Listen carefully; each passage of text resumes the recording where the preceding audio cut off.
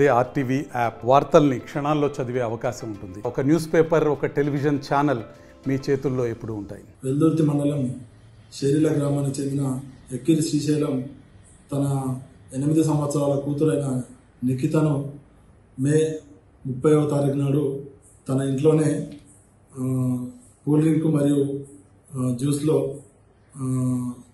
తాగిస్తా అని చెప్పేసి వాళ్ళ కూతుర్ని నమ్మించి దాంట్లో గుర్తు తెలియని ఎలుకల మందును కలిపి అమ్మాయితో తాగిపించినాడు. దాంతో అమ్మాయి అస్వస్థత చెంది హైదరాబాద్లోని నీలోఫర్ ఆసుపత్రిలో 3 రోజుల తర్వాత మృతి చెందింది. దానిలో ఇతను మాకు అప్పటి నుంచి అనుమానాస్పదంగా కేసు నమోదు చేసినాము.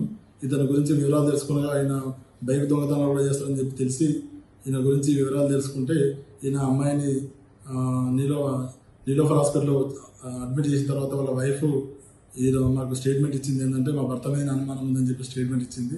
ఆ స్టేట్మెంట్ ప్రకారం ఎంక్వైరీ చేస్తే ఈరోజు మాకు అతను చేగుంట దగ్గర నుంచి ఒక బైక్ మీద వస్తూ మాకు ఇక్కడ వెల్దుర్తి అవుట్స్కట్స్లో మాకు అతను దొరికి ఈ నిజాన్ని ఒప్పుకున్నాడు.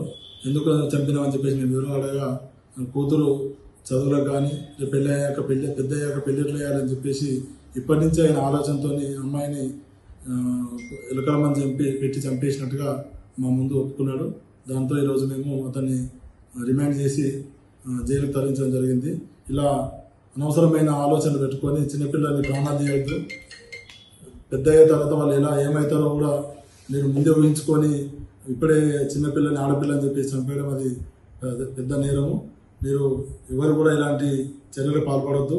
మరిన్ని వీడియోస్ కోసం ఛానల్ ని సబ్స్క్రైబ్ చేయండి. లేటెస్ట్ అప్డేట్స్ కోసం వాట్సాప్ ఛానల్ ని ఫాలో చేయండి. అండ్ లింక్ డిస్క్రిప్షన్ లో ఉంది.